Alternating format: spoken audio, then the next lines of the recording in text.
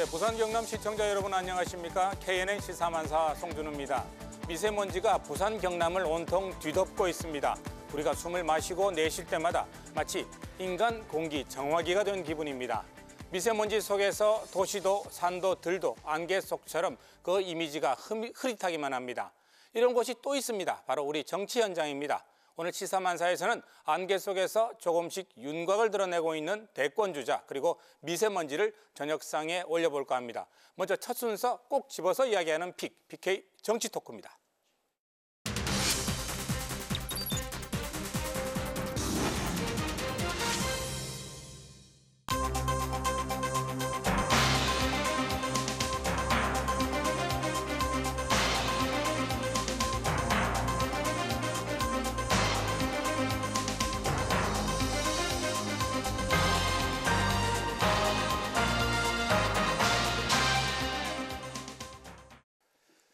두 분 반갑습니다. 어서 오십시오. 네, 반갑습니다. 예, 이성건 전 국회의원, 최태경 민주당 부대변인 모셨습니다. 오늘 우리 황교안 총리가 한국당으로 공식 입당했습니다. 겨우 1년 전인데 분위기가 좀 많이 달라진 것 같아요. 먼저 우리 입당식 그 화면 우리 싱크 한번 준비됐으면 틀어보겠습니다. 힘들고 어렵다라고 하는 이 고통의 목소리를 제가 더 이상 외면하기가 어려웠습니다. 흔들리는 대한민국을 올바르게 할 수 있다면 저의 작은 힘이라도 지금 보태야 되겠다는 생각을 해서 입당을 하게 된 것입니다. 지금 전 언론이 다 메워된 것 같은데 지금 어떻게 보시고 어떤 느낌 받으셨어요? 일단 화면에 나타나는 모습을 보면 네. 상당히 자신감이 넘치고 표정도 밝고 좀 당당해 보입니다. 네. 아마도 최근에 범보수 진영의 대선 후보로서는 지지율을 1위를 달리고 있고 그렇죠. 작년 말에 원내대표 선거에 비박임에도 불구하고 친박의 지원을 받아서 나경원 원내대표가 당선이 되었습니다. 그래서 당 내외 상황이 본인한테 유리한 상황이기 때문에 입당을 하면서 자신감을 얼굴로서 나타내고 있는 거 아닌가 그렇게 보입니다. 여론조사도 1위고 그렇죠. 당내에 친박의 지지도 받고 있고 그죠? 예, 이런 말했습니다. 고통의 목소리 또 흔들리는 대한민국 이런 이야기했습니다. 최태경 부대변인 어떤 느낌 받으셨어요? 흔들리는 대한민국이라고 쓰고 대통령이 되고 싶다라고 읽어야 되겠죠. 사실 정치인의 꿈이 그럴 맞습니다. 수 있으니까요. 네. 예, 문제는 이분이 대통령 욕심을 낼 자격이 있는가. 이것이 중요하겠죠. 네. 불과 2년 전입니다. 최순실 사태가 온 대한민국을 뒤흔들고 있을 때 2016년 12월에 국회 대정부 질문에서 당시 민주당 국회의원이 황교안 총리를 아주 강하게 비판했습니다. 그때 이런 질문을 했었죠. 네. 촛불 민심은 묻고 있다. 황교안도 최순실 사태의 공범이지 않는가? 이렇게 질문했을 때 황교안 총리는 이렇게 답했습니다. 맞다. 저에게 책임이 있다. 대통령을 잘 보좌하지 못한 책임이 아주 크다. 단 공범은 아니다. 이런 이야기를 했습니다. 이 자료에 명백하게 남아있는 내용입니다. 네. 그렇다고 한다면 최순실 국정사태에 책임이 있다. 박근혜 정부 몰락에 책임이 있다는 걸 인정한 겁니다. 이런 책임이 있는 분이 불과 2년 만에 아무 일도 하지 않다가 갑자기 등장해서 제1야당의 대권을 욕심내는 것, 당대표가 되겠다고 하는 것, 과연 염치가 있는 행동인지 온 국민이 아마 지켜보고 있다고 생각합니다. 최태경 위원장님 말씀에 부분적으로는 동의를 하지만 조금 다른 생각도 좀 가지고 있습니다. 어떤 부분요? 정치인은 아까 우리 진행자께서 말씀하신 것처럼 누구나 대통령에 대한 꿈을 꿉니다. 국회의원 배지 초선만 달고 나면 대통령 꿈을 꾸는 그러한 시대입니다. 그러니까 자격을 논하는 것은 제가 볼 때는 바람직하지 않다. 오히려 황교안 총리가 이번에 기자회견을 통해서 주장하고 있는 내용에 대해서 좀 볼 필요가 있다고 생각합니다. 결국은 황교안 총리가 문제가 있다고 지적을 하지만 이런 분이 나올 수밖에 없는 상황을 누가 만들었느냐. 그 점에 대해서도 한번 인식을 해볼 필요가 있다는 것이죠. 그야말로 첫 일성으로. 누가 만들었습니까? 예, 솔직히 따져보면 문재인 대통령이 아주 잘 해간다면 나올 수가 없는 상황이 되겠죠. 그러니까 소상공인이라든지 구직을 원하고 있는 청년이나 그리고 중소기업이나 이런 분들이 많이 어려워하기 때문에 보수 진영에서 누구나 다 넣으면 될 수 있다는 자신감을 가지게 되는 것이라고 봐야 됩니다. 예. 그런데 자격이라는 것은 면허증이 아닙니다. 국민이 볼 때 명분이 있을 때 자격이 있다고 말할 수 있는 겁니다.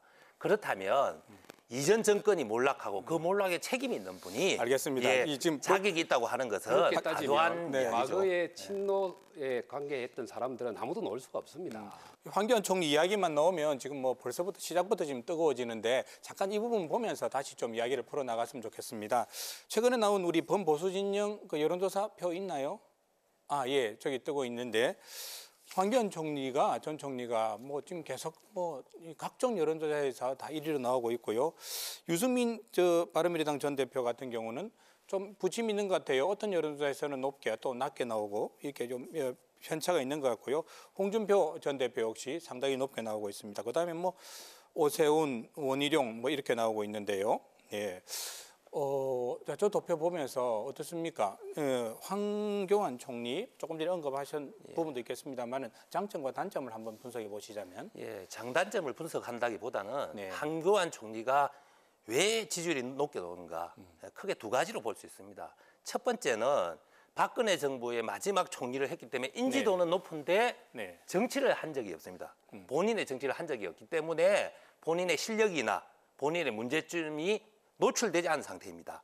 예, 그래서 이것이 신비감을 주면서 지지를 받고 있고요. 그렇기 때문에 제2의 반기문 유엔 사무총장이 될 거라고 보는 분도 있습니다. 하지만 또 저는 그 부분에 있어서는 동의하지 않습니다. 네. 왜냐하면 그 황교안 이분은 반기문 사무총장처럼 편안한 환경에서 외교관, 정치적 공방이나 이런 외국에 거 있다 국내에 갑자기 들어온 건 아니죠. 예. 이런 공방에서 벗어나서 관료 생활을 하신 분이 아니고 그렇죠. 법무부 장관도 하고 총리도 했기 때문에 정치 얼굴 근육은 훨씬 더 튼튼하다고 생각합니다. 네. 그래서 제2의 반기문이 되지 않을 거라 보고요. 두 번째 이유는 박근혜의 패독순화입니다. 즉 박근혜 대통령이 감옥에 있기 때문에 박근혜 대통령이 황교안이라는 가면을 쓰고 네. 지지를 받고 있다고 저는 봅니다. 이 두 가지 이유 때문에 높은 지지율이 나오고 있다고 봅니다. 네, 그렇게 보시고요. 어떻게 보십니까? 비슷한 의견도 좀 들어 있습니다만 네. 뭐 홍준표 대표에 대한 반대 급부도 좀 있을 것 같습니다. 홍준표 대표가 대통령 후보 선거에 나왔을 때나 이후에 지방선거를 이끄는 당 대표 시절에 네. 많은 막말을 쏟아내고 품격 없는 모습, 안정감을 주지 못하는 모습 때문에 보수 진영 내에서 상당한 실망감이 있었습니다. 그러나 대안이 없었기 때문에 어쩔 수 없이 지지를 해줬지요.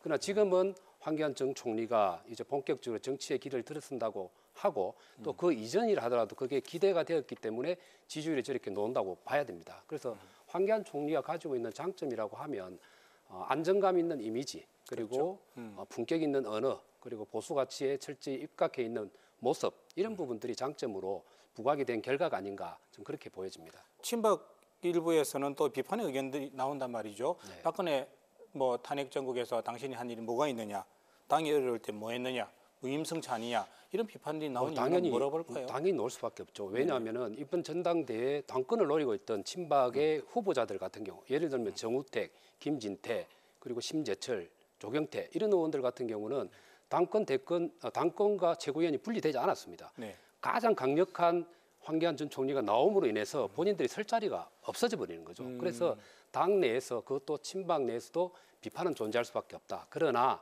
과연 그것을 당원들의 마음을 돌릴 수 있는 상황이 안 되면 네. 당권 도전을 포기하고 최고위원으로 네. 전환이 될 가능성도 상당히 있다고 생각합니다. 결국은 황 총리를 지지하게 될 것이다. 네, 그럴 가능성이 친박들이. 높다. 예. 태극기 부대와 네.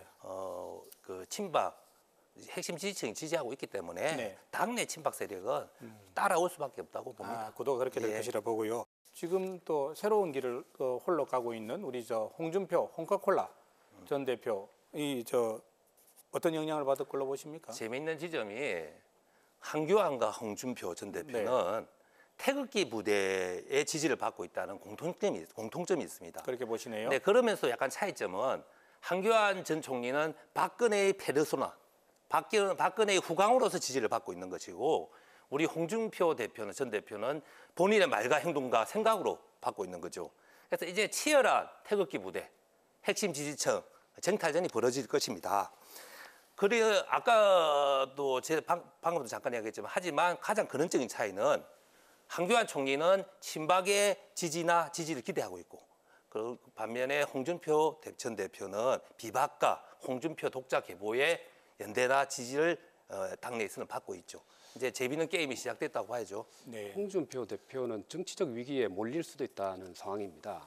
어떤 왜 그런가 측면에서요? 하면 이번에 뽑히는 전당대회에 네. 당 대표는 내년에 있을 국회의원 선거에 당의 공천권을 지게 됩니다. 다음 달 2월 27일에 있는 당대표 선거 말씀이죠? 맞습니다. 2월 네네. 27일은 자유한국당의 당 대표가 다음 국회의원 선거에 공천권을 지게 됩니다. 네. 그렇게 되면 공천권을 통해서 당의 지역위원장과 국회의원을 자기 진영으로 다 꾸려버리게 되는 거죠. 네. 그 이후에 대통령 후보를 뽑는 선거가 오게 됩니다. 그럼 결국은 여기서 뒤안길로 나앉아 있게 되면 들어갈 수 있는 공간도 없어지고 자기를 지원해 줄 수 있는 당내 세력도 없어지게 되는 거죠. 황교안 총리가 당대표 자유한국당의 당대표가 되고 예. 그리고 당내를 완전히 장악하게 돼버리면 네. 그다음 다른 주자들은 당내에 발을 붙일 이게 자리가 힘들어진다. 없어진다는 말이죠. 특히 홍준표 대표의 경우는 대표하는 기간 동안에 당협위원장을 자기 쪽 사람들 상당히 넣었습니다.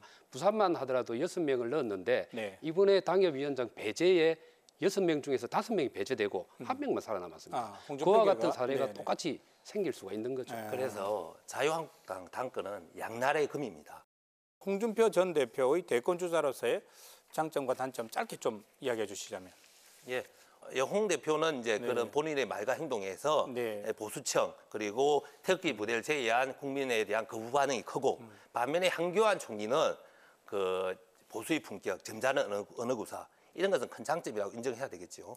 어떻게 보십니까? 자유한국당이 네. 그 뭐 이른바 태극기 부대로 상징되는 보수의 특정 집단과 꾀를 같이 계속 갈 거라고 보십니까? 아니면 이렇게 완전히 갈라설 수 있을 거라고 보십니까? 갈라서는 것은 거의 어렵지 않나 불가능에 가깝다고 생각합니다. 네. 아마 거리로 나오는 태극기 부대를 한번 자세히 보면 네. 연령층이 한 60대 이상이 많습니다. 연세가 있는 분들이 자, 많고 그분들은 뭐 일부 젊은 사람들도 맞습니다. 있고 그죠? 6.25 전쟁을 거치면서 네. 이 자유민주주의를 지키기 위해서 싸웠던 사람 혹은 빈곤국에서 네. 이 정도까지 경제 성장을 이루는데 고생을 했던 산업화 이러한 경험을 가진 분들입니다. 이분들이 볼 때 지금 현재 한국 사회 특히 진보 정권이 들었을 때 자유민주주의와 그리고 경제 성장에 대한 부정을 한다는 인식을 가지고 있는 거죠. 네. 근데 타당한 지적일 수도 있지만 가짜 뉴스와 같은데 선동에 상당히 세뇌된 분들이 많이 있습니다. 근데 네. 이 청들이 자유한국당을 지지하고 있기 때문에 이 덩어리를 드러내고 나면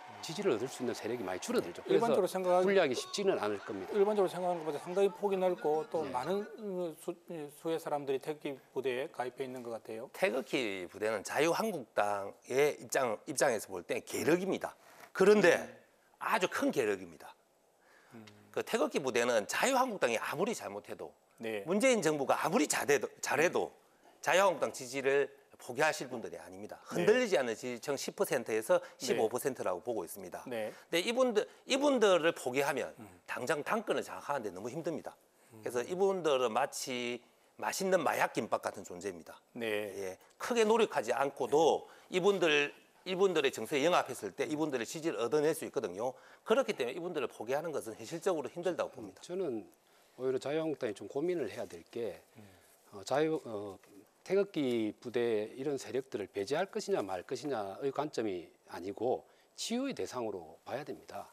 이게 상당히 그 트라우마와 같은 그러한 상처를 입은 사람들이기 때문에 치유의 관점에서 접근을 해주되 단 80년대 이후에 민주화 과정을 우리 한국 사회가 거쳤습니다. 네. 자유한국당 당사에 김영삼 대통령의 사진이 걸려 있어요. 네. 그 민주화의 정통성을 개성한다고 하고 있습니다. 네. 그럼에도 불구하고 실질적인 민주화를 위한 노력들을 자유한국당이 하지 않음으로 인해서 50대 이하의 또 40대 젊은 연령층이라든지 이런 사람들의 지지를 얻을 수가 없는 것이죠. 그 우리 이성건 전 의원님이나 이 합리적 보수, 소위 말해서 자유민주주의자라고 말할 만한 분들이 지금 자유한국당을 전혀 주도하고 있지 못해요. 당 밖으로 나가 있고 그죠? 유승민 전 대표도 저는 그런 분이라 보는데 그래서 그런 분들이 저는 태극기 부대 같은 분들을 치유한다는 것은 영합하는 것이 치유가 아닙니다. 그러니까 바른 보수의 가치를 알려주고 일깨워주고 그러면서 손을 잡아야 되는데 지금 현재의 자유한국당은 그런 기능을 전혀 못하고 있습니다. 이게 치유라는 표현이 적절한지는 제가 저도 의문입니다만은 예. 그 결국은 자유한국당 입장에서는 태극기 부대와 생각하는 이념과 그리고 또 앞으로 깨어나야 될 중도층의 이념을 어떻게 조화롭게 만들어내느냐 그게 뭐 차기 대권의 승패가 안 달려 있겠나라는 생각은 해봅니다. 자유한국당 다른 또 주자들도 있죠. 우리 저 오세훈 전 서울시장과 또 김태호 전 뭐 국회의원, 경남도지사 이 두 분들 역시 뭐 지역에서는 외면할 수 없는 대권 후보군들인데 대선 주자급으로 누가 더 화력이 있다고 보십니까? 제가 보기로는 아무래도 오세훈 시장일 것 같습니다. 어떤 측면에서요? 오세훈 시장의 경우는 서울시장 물론 무상급식 문제 때문에 중간에 그만두었기 때문에 그렇죠. 그 보수 진영 안에서도 비판이 있는 건 사실이지만 네. 서울시장 할 때의 그 이미지 그리고 16대 국회의원을 할 때 정치 개혁을 위해서 오세훈법을 만들어냈던 그러한 개혁적 이미지 네. 이 두 가지가 있고 또한 당내 기반을 생각을 해보면 김태호 전 지사의 경우는 당내 기반이 그렇게 강하지가 않습니다. 오세훈 시장의 경우는 탄핵에 찬성했던 자유한국당 내에 67명의 국회의원 네. 그리고 탈당했다가 복당한 이러한 의원들이 있기 때문에 네. 비박과 가장 화학적 결합이 가능한 사람이 오세훈 후보라고 봐야 되죠. 그런 의미에서 김태호 우리 부산 경남을 생각하면 좀 아쉽습니다만 네. 김태호 전 지사보다는 오세훈 전 현재로서는 시장이 좀 더 화력이 김태호 있고 지사는 네. 있다고 생각합니다. 그 황교안의 대척점 라이벌이 될 수는 없는 상황입니다. 네. 이미 정치적 입지도 너무 약하고 본인의 앞날을 걱정해야 될 처지이고요. 또 반면에 이분은 또 친박입니다. 박근혜 정권 하에서 당 내에서 박근혜 호위무사 역할을 하셨어요. 그래서 친박인데 존재감에서 한교안 대표와 한교안 총리와 이 경쟁이 되지 않습니다. 그래서 큰 의미가 없다고 보고요. 단 이론적으로 오세훈 전 서울시장은 한교안 전 총리와 맞설 만한 입지는 가지고 있어요. 네. 왜냐 이분 같은 경우는 비박 그리고 홍준표계의 지지를 이끌어내고 단결시키고 자유한국당이 나가야 될 큰 비전을 제시하는 이런 큰 모습을 보인다면 가능성은 있습니다. 근데 중요한 문제는 이 오세훈 전 서울시장이 정치를 하면서 네. 그런 큰 모습을 보여준 적이 거의 없습니다.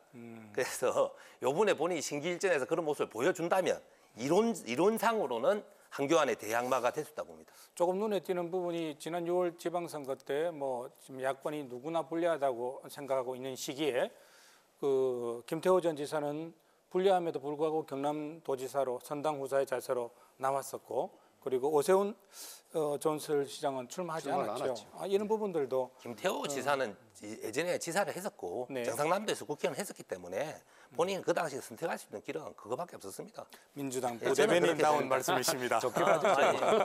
예. 현실을 이야기하는 거예요. 네, 이 부분은 이렇게 좀 정리를 하고요. 여당도 역시 뭐 대권 주자들이 2019년 새해를 맞아서 계속 거론되고 있습니다. 범진보 인사들 우리 지지율 한번 볼까요? 네, 뭐 이낙연 총리가 여전히 뭐 1위를 달리고 있고요. 알릴레오 유튜브 방송 시작한 유시민 전 의원이 유시민 작가라고 불러드려야 되나요? 단숨에 지금 뭐 2위로 올라섰습니다. 조금 뭐 지금 부침이 있긴 합니다만 박원순 서울시장 그리고 조국 민정수석이 또 갑자기 뛰어들었고요. 김병수 지사 뭐 크게 높은 지지율은 아닙니다만 꾸준히 이름을 올리고 있습니다. 어떻습니까? 이분들 한번 면면을 보시면. 단연 유시민 작가가 네. 관심이 가는 건 틀림없는 사실이죠. 이분은 지금 현재 절대 대통령 출마하지 않는다. 나 정치하기 싫다 하고 있는데도 엄청난 지지가 나오고 있습니다. 스타성이 있죠. 예, 그리고 또 우리 민주당 네. 그 노무현, 문재인, 유시민 네. 이게 어찌 보면 정통적인 가장 주류의 정치 철학을 계승하고 있는 분입니다. 네. 그래서 가장 파괴력이 있다고 봐야 되는 것은 인정해야 될 바고요. 그 다음으로 또 유시민 볼 분이 한 분만 더 이야기한다면 박원순 서울시장입니다. 네. 예, 이분 같은 경우에는 정치력이 부족하다, 카리스마가 부족하다는 평가가 있었습니다. 하지만 서울시장 3선을 달성할 때 아주 압도적으로 당내 경선 본선 압도적으로 승리했습니다. 또 뭐 유일한 또 삼선 서울시장 기록을 세우기도 했죠. 예, 그러면서 중요한 것은 네. 빅3 지지율을 장기간 계속 유지하고 있습니다. 그래서 이런 모습이 좀 안정감 있게 그리고 정치적 내공으로 지지 당원들한테 인식되고 있는 면이 있는 것 같아요. 대권 후보로서 그런데 서울시장의 역할뿐만 아니라 뭔가를 보여줄 때가 되지 않았나요? 그렇죠. 이제 그런 뭔가 한 방, 뭔가 정치적으로 우리 네. 대한민국 정치 줄기를 바꾸는 것은 큰 역할. 네. 이런 것이 본인한테는 이제 필요한 시기라고 봅니다. 유시민 그리고 박원순 시장에 대한 평가는 비슷하니까 네. 제가 따로 하지는 않겠고 네. 지금 아까 표에 보면은 이낙연 현재 총리가 가장 지지율이 높은 걸로 나오고 있는데 저는 네. 제가 보기로는 국무총리, 현직의 네. 국무총리의 프리미엄을 철저히 가지고 있다라고 생각을 네. 합니다.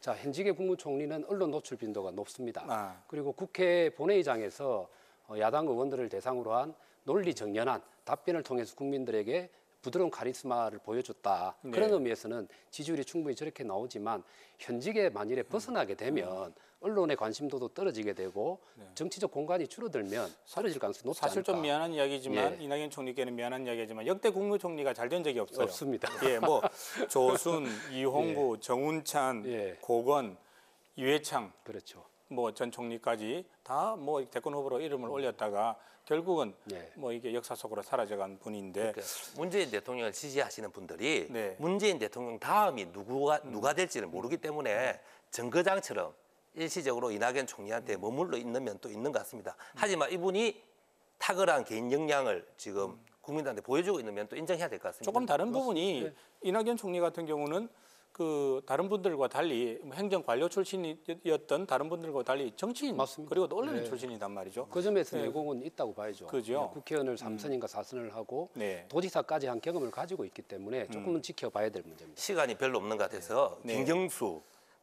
조국 네. 한 줄 펴가겠습니다. 네. 김경수 젊어서 은퇴해서 집에 가기 싫다.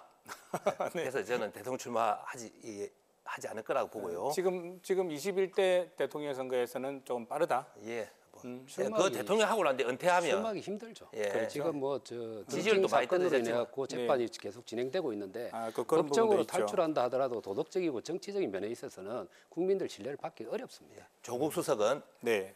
아주 좋은 사람이다. 네. 괴롭히지 말자.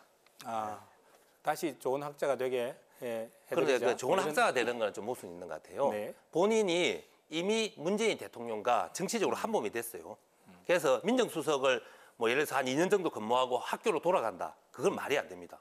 왜냐하면 문재인 정부의 그럼 상반기만 자기가 책임지겠다는 뜻이 되잖아요. 네. 어차피 이분은 문재인 대통령이 성공과 실패를 함께 안고 가야 됩니다. 그럼 민정수석 계속 하셔야 된다는 아니죠. 얘기인가요? 민정수석을 간두더라도 네. 무언가 정치적 역할을 해야죠. 해야 된다 보시고요. 문재인 정부를 예. 일을 해야죠. 자, 한번 정리해 보겠습니다. 그러면 이낙연, 유시민, 박원순, 뭐 조국, 김경수 여러분 있는데 본인의 의지와 관계없이 지금 이 시점에서 그리고 앞으로를 바라봤을 때 누가 더 제일 경쟁력이 있다고 보십니까? 한번 꼽으시자면요. 유시민. 유시민. 네. 예. 운명이다. 네. 어떻게 보십니까? 저도 물론 유시민이랑 꼽지만 유시민 네. 이분이 지금 실제로 대통령 출마하지 않겠다는 건 진심이라고 저는 봅니다. 네네. 예, 그래서 저는 유시민과 박원순 조합이 네. 그리고 이 두 분은 또 유시민 작가의 가장 큰 장점은 본인이 대통령 후보가 되지 않아도 가장 다른 후보를 열심히 도울 가능성이 있는 분입니다. 알겠습니다. 과거에 노무현 대통령한테도 그랬거든요. 그래서 이는 시대 정신, 네. 예, 대의 정신이 강하기 때문에 어쨌든 유시민을 잡아라. 네. 유시민을 잡는 사람이 대통령이 된다 봅니다. 유시민이든 아니면 유시민을 잡든 맞습니다. 예, 그렇게 일단 정리를 하겠습니다. 그렇다면 여야 간의 어떤 조합이 가장 지금으로서는 가능성이 높다고 봅니까? 이거 3년 후에 결과가 나올 건데 한번 예측을 한번 해보시죠. 민주당은 방금 이야기했고요. 네. 예, 자유한국당을 이야기하자면 네. 저는 이번 당권 대전에 도전하지 않고 기다리는 분이 인내심을 발휘하는 분이 더 유리할 거라고 봅니다. 물론 이 속에서는 다음 총선에 결코 자유한국당이 좋은 결과가 나오지 않을 거라는 제 개인적인 평가가 있습니다. 또 이 부분에 대해서는 다음 기회에 또 총선 평가를 할 기회가 있겠죠. 알겠습니다. 저는 뭐 간단한데 네. 두 유의 대결이 될 거다. 그러니까 진보 쪽, 지금 현장 여당 쪽은 네. 문재인 대통령의 지지율이 무조건 낮아집니다. 네. 임기 끝날 때 되면. 그러면 그걸 극복할 수 있는 친문 진영 안의 사람이 가장 적합한 후보가 되는 거죠. 그럼 야권의 이유는 본인은 한 사람. 거부해도 네. 유시민 작가가 후보가 네. 될 거라고 저는 보고 그럼 있고 야권의 이유는 한 사람밖에 없지 않습니까? 한 사람밖에 없습니다. 네. 지금 현재 비록 작은 정당이지만 바른 미래당에 소속된 네. 유승민 대표. 왜냐하면 모든 대통령 선거는 네. 보수와 진보의 양자 대결이었습니다. 물론 후보군은 많지만 본질은 보수와 진보의 양자 대결입니다. 그러면 보수가 5년간 정권을 뺏긴 상태에서 대통령 선거를 맞이합니다. 그러면 이기기 위한 방안을 모색할 수밖에 없습니다. 그래서 바른미래당과 자유한국당이 통합이 되든 통합이 안 되는 두 개의 정당이 남는다 하더라도 후보 단일화를 통해서 단일 후보로 낼 가능성이 높은데 그럴 경우에는 중도 진영까지 흡수 가능한 외연 확장력이 있는 사람이 후보가 되는 게 당선 가능성이 높죠. 그런 최근에 측면에서 유승민 대표 만나신 건 아니고요. 아니 그런 건 아닌데 네. 그런 면에서 유승민 후보가 가장 경쟁력이 있어서 될 거다. 아까 표에서 보셨죠. 범보수 진영의 지지율을 보면 황교안 총리하고 오차범위 내에 1%밖에 차이가 안 납니다. 여론조사별로 차이가 있긴 합니다만. 네. 그 정도의 경쟁력 지금 별로 움직이지 않고 있습니다만 그 정도의 경쟁력을 가지고 있기 때문에 다음 대통령 후보의 경선은 보수는 유승민 그리고 진보는 유시민 이렇게 될 가능성이 높다. 결국 자유한국당과의 바른미래당 사이에 어떻게 물리적 화학적 결합을 명분 있게 만들어내느냐 그게 아마 유승민 대표의 숙제가 아닌가 하는 생각이 저는 듭니다. 바른미래당을 아주 사랑합니다. 그래서 이제 바른미래당이 정말 보수의 중심으로 우뚝 서길 바라고 있는 사람입니다. 개인적으로 하지만 유승민 대표가 자유한국당을 분당하고 난 이후에 네. 지도자로서 성공하는 모습을 아직 보여주지는 못했습니다. 네. 그래서 그것도 그것을 숙제겠죠. 극복하신다면 우리 이성근 의원님 말씀도 일리가 있죠. 알겠습니다. 두 분 오늘 열띤 토론 감사합니다. 오늘 PK 정치 토크는 여기서 마치겠습니다. 고맙습니다. 고맙습니다.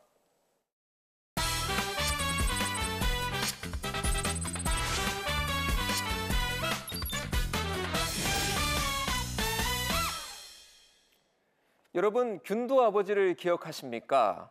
자폐를 가진 아들 균도와 국토를 종단하며 발달장애인법 제정을 이끌고 이제는 한수원을 상대로 자신과 아내의 암 발병 원인을 밝혀달라고 외치는 분이죠. 지역사회 비기슈를 끈질기게 추적하고 분석하겠습니다. 오늘은 끝나지 않는 균도네 가족의 이야기를 들여다보겠습니다. 발달장애인 균도네 가족은 원전이 가족에게 불행을 안겨줬다고 믿고 있습니다. 고리원전 인근에서 20년 넘게 거주한 균도 아버지는 대장암, 어머니는 갑상선암, 균도는 자폐증을 앓고 있기 때문입니다. 균도네 가족은 원전과 질병 발생 사이에 연관관계가 있다며 한수원을 상대로 2억 원을 배상해라는 소송을 제기했습니다. 1심 재판부는 일부 균도네 가족의 손을 들어줬습니다. 원전 반경 30km 내에서 갑상선암 발병률이 다른 지역 주민보다 1.8배 높다는 서울대 역학조사를 인용하며 1,500만 원을 배상해라고 판결했습니다. 다만 균도 아버지의 대장암과 균도의 자폐증에는 방사선과 인과관계가 없다며 기각했습니다. 이에 대해 균도네 가족과 한수원은 모두 항소했습니다. 그런데 2심 재판 과정에서 새로운 내용이 드러났습니다. 부분 승소한 1심에서는 균도 가족이 원전에서 7.6km 떨어진 곳에 사는 것으로 추정됐지만 한수원 내부 자료 확인 결과 더 가까운 3.7km 지점에 산 것으로 확인됐습니다. 이번 항소심에서 재판부에서 원고의 거주 거리 그리고 기간 이런 걸 정확하게 제출하라는 성명 명령을 내렸습니다. 그래서 그 성명 명령 결과 자료를 받아보니까 원고의 그 가장 가까웠던 고리 1호기에서 가장 가까웠던 거리가 3.7km로 확인된 것이 굉장히 큰 의미가 있다고 봅니다. 균도네 소송을 계기로 고리 원전을 포함한 월성 등 원전 4개 지역에서 암 발병 환자 등 618명이 공동 소송에 나서고 있어 향후 상당한 파장이 예상됩니다. 네, 먼저 패널 소개하겠습니다. 황민우 변호사 나와주셨고요. 권성주 국제정치학 박사 나와주셨습니다. 노태민 전 탈핵연대 위원장 또 나오셨습니다. 그리고 특별히 균도 아버지 이진섭 씨 오늘 모셨습니다. 반갑습니다. 반갑습니다. 네. 원전 근처에 사신 지가 그러면 얼마쯤 되신 거예요? 원전 근처는 균도가 태어나기 전부터 살았으니까 지금부터 28년 정도 29년 정도 살았는데 그중에 2년만 빼고 27년을 오롯이 원전 주변 마을에 살고 있었습니다. 뭐 조금 더 가까이 살기도 하고 조금 떨어져 있기도 하고 그죠? 예. 그러면 보니까 균도 어머니는 갑상선암이셨고 또 우리 이진섭 선생님은 대장암 또 균도는 또 자폐가 있는 상황이고요. 어떻습니까? 가족이 이런 부분들 원인이 어디 있다고 아버님은 생각하신 거예요, 그럼?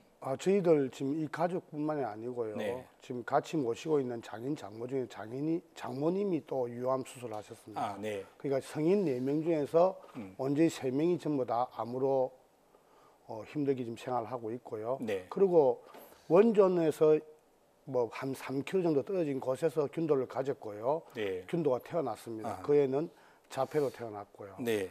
제가 처음에 이 소송을 처음 제기하게 될 동기도 딴 것이 아니고 네. 그냥 우리 가족의 불행인 줄 알았어요. 불행인 줄 알았는데 네. 그럼 어떻게 지금 그러면 이게 원전과 관계가 있다고 생각하신 거예요? 그러니까 제가 지금 암 수술을 2011년도에 했는데 네. 2011년도 했을 때도 우연한 기회에 신고리 원전이 들어서면서 저희 동네에 동남권 원자력이라는 병원이 생겼습니다. 네, 그 원자력 병원이요? 병원에서 네. 오픈을 하니까 저희들 주민들한테 무료 암 검진권을 나눠주게 되었어요. 아. 거기에서 제가 해당이 되어서 네. 검사하는 과정에서 제가 대장암이 발견되었고요. 네. 그때까지만 해도 사람들이 그렇게 많다고 느끼지 못했는데요.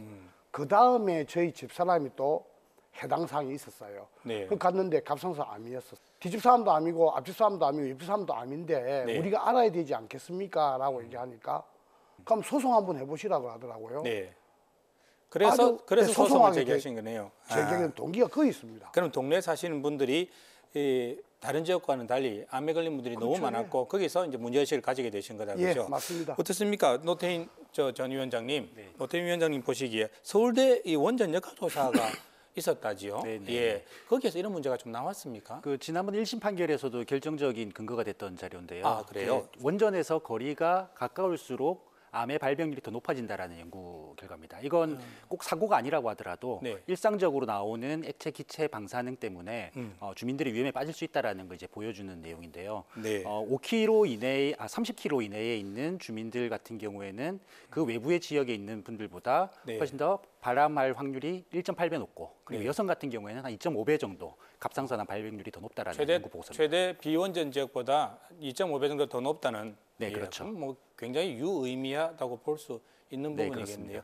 알겠습니다. 그러면 김 기자, 이번 2심 네. 재판 과정에서 새로 드러난 부분이 좀 있다면서요? 예, 우선 한 가지 보면 이제 거리 부분인데요. 네. 이제 1심 소송에서 인정됐던 이제 균도 내 가족과 원전 간의 거리 7.6km였습니다. 사실 이거는 뭐 정확한 수치는 아니고 원고 측이 임의로 측정한 거리인데요. 네. 그런데 2심 소송 과정에서 재판부가 거리를 이제 정확하게 한번 확인해 보라고 하니까 한수원이 이제 근거 자료를 내놓게 됩니다. 그런데 놀랍게도 이때 거리가 3.7km로 나타나 있었습니다. 네. 이 3.7km가 좀 중요한데요. 한수원이 그동안 5km 이내이기 때문에 7.6km는 영향이 없다. 이렇게 그동안 일관되게 주장을 해왔거든요. 그래서 균도내 집은 암하고 관계없다. 원전과 관계없다. 이야기였는데 5km 바뀌기 때문에 네. 상관관계를 보이지 않는다. 그렇게 주장을 했었던 네네네. 거죠. 이번 소송에 함께한 탈핵 부산시민연대 관계자 말 한번 들어보겠습니다. 네.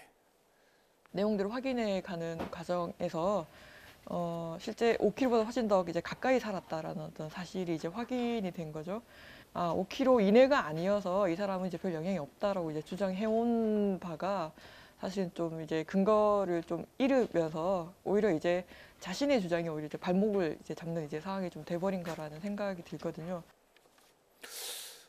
변호사님, 이게 그럼 1심에서 근거로 삼았던 거리가 달라진 건데 그러면 2심 재판에 이게 영향을 미치는 자료가 될 수 있을까요? 예, 제가 지금 가지고 있는 것이 1심 판결문인데요. 가지고 계시군요. 예, 이 네. 판결문을 보면 1심에서 피고 한수원 측이 네. 핵심적으로 주장했던 것 중에 하나가 바로 거리에 관련된 부분입니다. 핵심 주장은 맞았네요. 예, 그 네. 손해배상 소송에서 우리가 보통 이제 중점이 되는 것 중에 하나가 바로 불법 행위와 손해 네. 사이의 인과관계인데요. 네.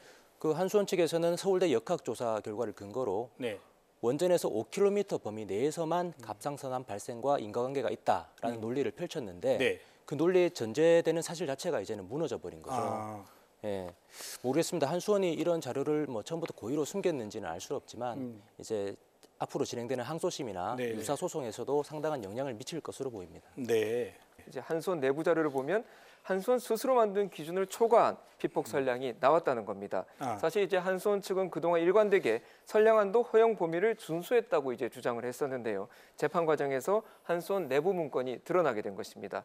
방출액체의 피폭 경로별 개인 최대 피폭 선량인데요. 네. 이제 1979년도에 성인의 갑상선 최대 피폭 선량은 0.183mSib입니다. 네. 그런데 미국 원자력 규제위원회 NRC가 규정한 피폭 선량 한도는 0.1mSib인데 이 2배 가량을 상회하는 겁니다. 네. 특히 이제 유아의 경우에는 0.296mSib로 3배 가까이나 됩니다. 방사능 환경 방사능에 대한 뭐 종합평가도 있었다면서요. 이건 어떤 내용인가요, 위원장님? 네, 보시는 것과 마찬가지인데요. 원자력 규제위원회, 미국 원자력 규제위원회의 기준을 상당히 많은 나라에서 준용을 하고 있는데 네. 거기서 0.1 밀리시버트 말씀하신 대로 네. 정도를 목표치로 삼고 있지만 고리 1호기가 처음 만들어졌을 때 네. 79년도 해서 몇 년 동안 그 3배에 달하는 수치가 그것이 방사능이 노출되었었고 실제로 피해를 입었었고 그것이 네. 오랫동안 숨겨져 있다가 최근에 이제 그 재판을 앞두고 드러났네요. 드러났습니다. 네. 한수원의 반응 이 대목에서 궁금해지지 않을 수가 없어요. 예, 우선 이제 한수원 같은 경우에는 이제 갑상선과 원전 사이의 인과관계는 이제 명확하게 규명되지 않았다. 이게 이제 공식 입장이고요. 네. 그리고 이제 한수원이 이제 거리와 관련해서는 이제 균돈의 주소가 이미 존재했던 만큼 네. 이것을 이미 인지할 수 있었다. 이런 입장이고요. 또 하나 이제 피폭 선량과 관련해서는 이건 피폭 선량이 아니라 설계 목표치일 뿐이다. 설계 목표치일 뿐이다라고 해명을 했는데 또 원고 측은 사실 이게 피폭 선량이라는 게 이미 문건에 나와 있다면서 법적 공방을 벌이고 있습니다. 이제 또 하나는 균돈의 소송 외에 공동 소송에 참여한 인원이 618명이나 되기 때문에 네. 향후 소송에서도 상당한 영향을 미칠 것으로 또 618명이 또 더 있군요. 균돈의 민사소송 1심 판결이 선고된 게 네. 2014년 10월 17일입니다.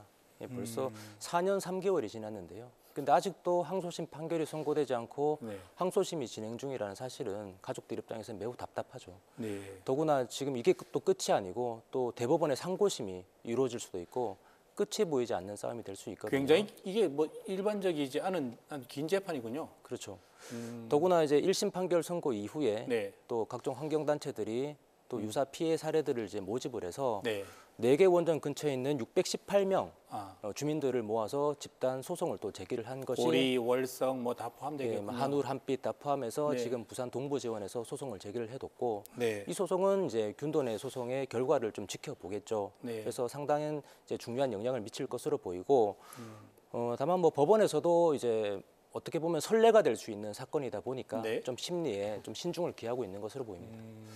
네, 한수원 쪽에서 지금 설명을 하고 있는 것은 이 갑상선암이 이 방사선 때문에 급격히 늘어난 것이 아니라 이 갑상선암을 진단하는 기술이 개발이 되었기 때문에 조기 진단하는 비율이 높아졌다. 네. 그리고 또 한 가지는 이 원전 인근에 있는 주민들에게 갑상선암을 진단하는 무료 서비스를 제공을 하다 보니 이게 확진을 받는 수치가 더 높아졌다. 이렇게 두 가지로 설명을 하고 있습니다. 네. 근데 이러한 논쟁이 있을 때마다 우리가 항상 나타나는 예시가 뭐냐면 1986년에 있었던 체르노빌 폭발 사건 그리고 2011년에 일본 후쿠시마 원전 폭발 사건 얘기가 나옵니다. 네. 이 두 사건이 있고 나서부터 그 인근 지역의 어린이들이 갑상선암 발병 비율이 급증을 하게 됩니다. 각각 70배, 50배 이렇게 늘어나게 되거든요. 네. 그런데 이것을 지금 고리 원전과 그대로 비교를 할 수 없는 것은 네. 이 원전 폭발이라고 하는 정말 극단적인 사례이기 때문에 네. 이 고리 원전에서 누출이 되는 그 방사선 수치와 비교를 하는 것은 좀 불가능해 보이긴 합니다. 하지만 그런 연구 결과가 있기 때문에 이런 것들 고려해 가면서 인과관계를 밝혀낼 필요가 있다고 봅니다. 사실 그 인과관계를 이게 한 세대를 넘어서 나타날 수도 있는 부분이고 정말 쉽지는 않은 부분인 것 같습니다. 이 인과관계가 있느냐 없느냐의 부분요. 또 원전 때문에 먹고 산다는 생각하는 분들도 있을 테고요. 또 원전이 건강을 위협한다고 생각하는 분들도 또 있을 테고요.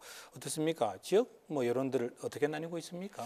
예, 제가 이제 마을 주민들을 만나봤는데 반응이 이제 크게 두 가지로 나뉩니다. 하나는 이제 마을 분위기 조성을 흐린다면서 취재 자체를 꺼려하시는 분도 있고요. 또 다른 주민들은 이번 기회에 사실 인과관계가 명확하게 나오지 않았는데 제대로 한번 좀 정리가 됐으면 좋겠다. 이런 의견을 말씀하시는 분도 있었습니다. 마을 주민 얘기 한번 들어보시죠. 여기에서 걸려오가지고 여가지고 다 하는 이야기인데 본도 사람들은 기형아 원자력 때문에 기형아 난 사람도 없고 병 걸린 사람도 없고 아무도 없습니다. 여러 가지 방사능 관련된 질환에 대해서는 계속 얘기하면은 특히 우리들이 많이 불안하기는 사실이에요. 계속 그러면은 좀 속 시원하게 얘기가 있으면은 괜찮았겠는데 균도 아버님, 그러면 재판을 시작하신 게 몇 년도부터? 2011년도부터 예, 시작하신 저는 이것이 제가 돈이 필요해서 소송하는 싸움은 아니고요. 네. 저는 지역을 대표로 해서 싸웠다고 지금도 생각하고 있습니다. 네. 원자력은 언제나 깨끗하고 안전한 원자력에 얘기를 하고 있고 원자력 홍보처를 통해서 많은 돈을 풀어오고 있지만은 네. 실상 저희 주민들은 그거 몸에 와닿지 않고 있습니다. 진짜 안전한 원자력은요, 그냥 말로서만 홍보로 얘기할 것이 아니고 네. 수치로 보여주고 잘못된 것은 잘못됐다 얘기하고 그러면 그것을 완전히 고친 다음에 저는 가동이 돼야 된다 생각을 하고 있습니다. 저희 주민들은요.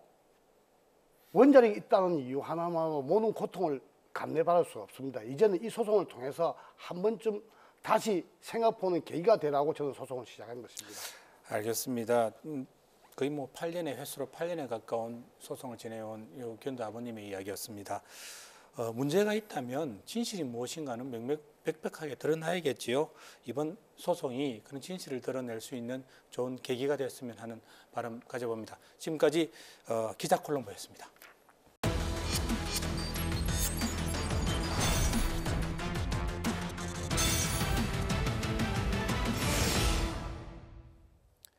아마 어제 오늘 이야기 가장 많이 하셨을 것 같습니다. 복이 왜 이렇게 텁텁해? 또 눈은 또 왜 이렇게 따가워? 하늘 좀 한번 봐봐봐. 뭐 이런 이야기들이었을 것 같습니다. 부산 경남 지역의 사건 사고와 생활 속 이슈를 들여다보는 밥상머리 덕후. 오늘은 부산 경남을 강타한 초미세먼지로 시작해 보겠습니다. 모처럼 형양산 산보러 왔는데 공기가 너무 안 좋아서 앞을 안 보여가지고 지금 오늘 마스크를 안 쓰던 사람도 마스크를 다 썼어요. 날이 좋은 날에는 앞에 대마도도 보이고 강한 대교도 잘 보이는데 오늘따라 앞이 보이지도 않고 무거이 너무 심한 것 같습니다. 올 들어 최고 농도의 초미세먼지가 부산과 경남을 강타했습니다. 참 뭐 4만 4원이 아니라 4만 3이란 말이 지금 뭐 완전히 유행어가 됐습니다. 이 사흘은 춥고 나흘은 미세먼지 뭐 이 이야기인 것 같은데요. 맑은 하늘 본 게 정말 뭐 오래된 것 같아요. 예, 맞습니다. 요즘에 이제 아침에 일어나면 사실 하늘부터 먼저 보게 되고요. 네. 예, 저 같은 경우에도 스마트폰으로 미세먼지의 농도를 한번 확인해 보는데요. 사실 요새 우산보다 오히려 마스크를 더 많이 찾고 있는 시점인 것 같습니다.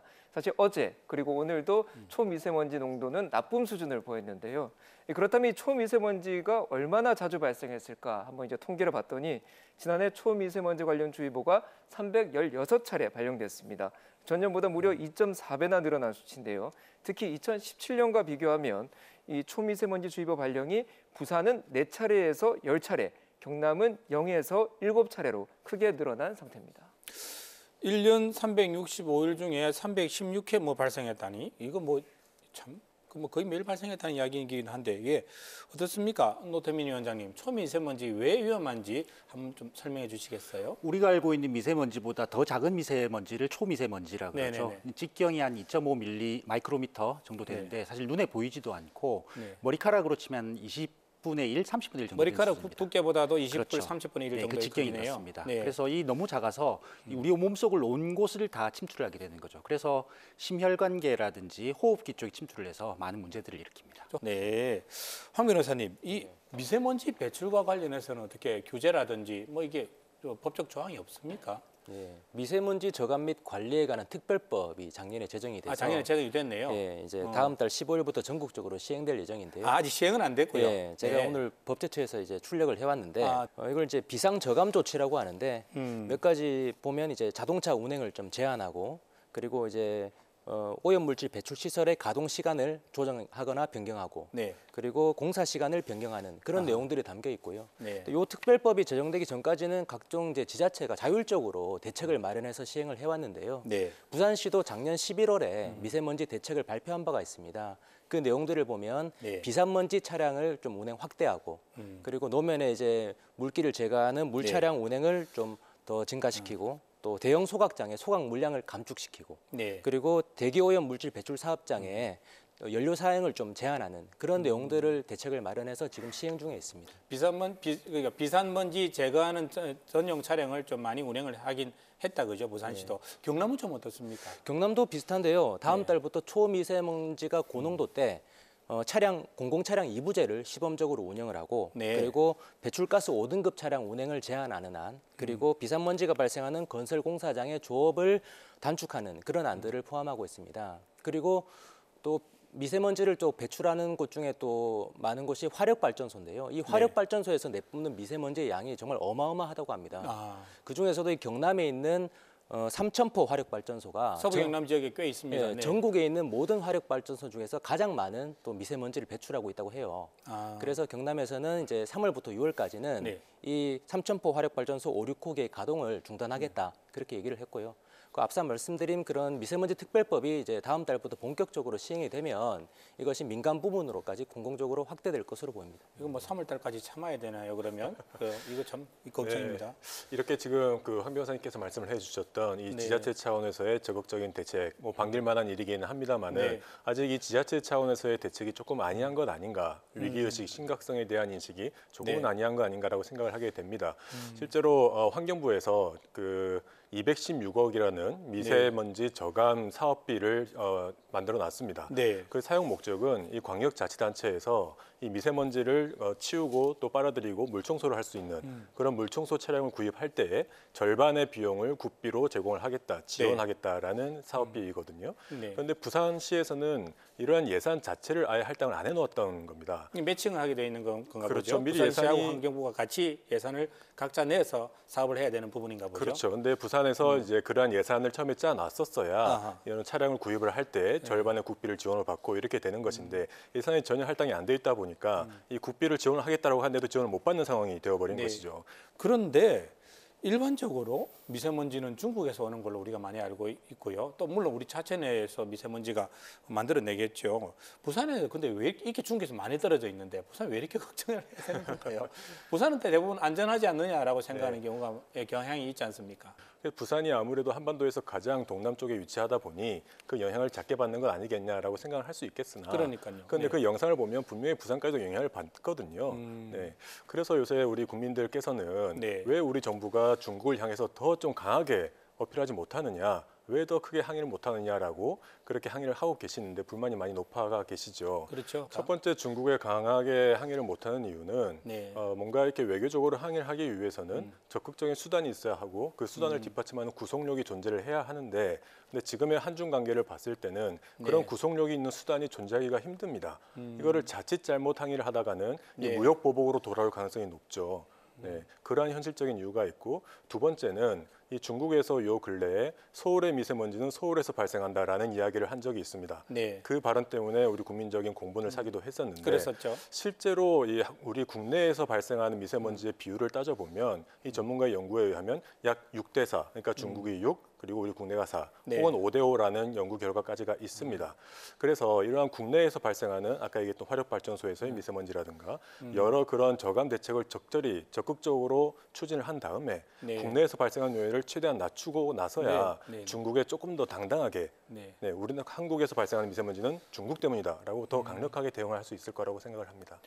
국내에서 발생하는 미세먼지는 그러면 저기 뭐 어떤 원인들을 특히 우리 부산 지역 같은 경우는 부산 지역 있을까요? 같은 경우에는 네. 사실 다른 지자체와 다르게 또 특별히 봐야 할 부분들이 있습니다. 바로 아, 선박에서 나오는 건데요. 네. 부산시에서 나오는 황산화물이 한 73% 그리고 네. 미세먼지 한 51%가 다 선박에서 나옵니다. 아. 실제로 부산이 전 세계에서 10대 오염 항만이라고 불릴 정도로 오염 상태가 되게 그렇습니까? 심각하거든요. 예. 그래서 전 세계적으로 사실 문제가 되고 있기 때문에 국제 선사기구에서 IMO에서는 지금 황함유량, 선박에서 사용하는 연료의 황함유량을 3.5%에서 0.5%로 2020년까지 낮춘다라는 계획을 잡고 있고요. 그리고 미국 같은 국가에서는 네. 그보다 훨씬 더 높은 기준을 적용해서 0.1%까지 낮은 연료를 바다에서 네. 운행을 하다가도 미국 인근 연안으로 오게 되면은 네. 황해 함유율이 낮은 연료를 사용하도록 그렇게 규제를 하고 있습니다. 도로상을 달리는 자동차 네. 같은 경우에 0.001% 황이 함유된 연료를 네. 사용하도록 규제가 되어 있지만은 배 같은 경우에는 선박 같은 경우는 3.5%로 규제를 하고 있어요. 그러다 보니까 이미 3,500배의 많은 황산화물을 발생을 시키고 네. 거기에다가 더 많은 연료를 사용하기 때문에 선박에 의한 오염이 매우 크고 실제로 부산의 시민들의 건강이 위협을 받고 있는 상황인 거죠. 이게 지금 국내 항만에 들어오는 이제 대형 외항선을 보게 되면 연료로 이제 미세먼지를 많이 배출하는 고유황유를 사용하고 있습니다. 이게 이제 벙커CU인데요. 사실 이제 정박하는 중에도 이제 전기가 필요한데 이 벙커CU로 발전기를 돌리기 때문에 미세먼지 배출이 더 심한 것으로 알려져 있습니다. 예. 사실 뭐 상황이 이렇게 심각한 줄은 이게 정확하게 우리도 알지는 못했던 것 같습니다. 뭐 정부 차원에서 혹은 국회 차원에서 대책이 좀 필요해 보이는데 어떻습니까? 네, 지난해에 그 야당의 한 의원에 의해서 네. 항만 지역 대기 개선을 위한 특별법이 발의가 되었고 그리고 해당 상임위를 통과한 상태입니다. 그래서 그 내용에 따르면은 이 선박과 항만 장비에서 발생을 하는 오염 물질의 배출을 규제를 하고 그리고 지금까지 나왔던 그 정박 상태에서의 에너지, 정박 상태에서의 그런 미세먼지 배출 네. 이것이 가장 큰 문제라고 보여지는데 그거를 막기 위해서 정박 상태에서는 육상 전력 공급 장치를 의무화시키는 네. 이것이 핵심이라고 생각이 됩니다. 그래서 그걸 의무화시키는 법안이 지금 발의가 된 상태입니다. 이거는 뭐 여야 간에 큰 이견이 없기 때문에 2월 국회 때 통과가 될 것으로 그렇게 예상하고 있습니다. 예전에는 물이 오염되기 전에는 물을 사 먹는다는 그게 말이 되나 이런 이야기를 농담 삼아 하곤 했었는데 정말 이러다가 공기를 사 마시는 시대가 곧 오지 않을까 그런 생각이 듭니다. 이게 그런 날이 오기 전에 우리가 하루 빨리 제대로 된 대책을 좀 내놓아야 되지 않겠나 싶습니다. 네 분 오늘 말씀 고맙습니다. 감사합니다. 네, 30분 후에 이어지는 KNN 뉴스 아이에서는 금괴를 밀수하다 1조 원대 벌금을 추징당하게 된 사건 윤혜림 기자가 취재했고요. 부산 영주 고가도로에서 심심찮게 발생하는 트레일러 사고 황보람 기자가 그 원인을 찾아봤습니다. 이어지는 뉴스 아이도 여러분 많은 시청 바라고요. KNN 시사만사 오늘 순서는 여기까지입니다. 저희는 내일 저녁 7시 다시 찾아뵙겠습니다. 편안한 밤 되십시오.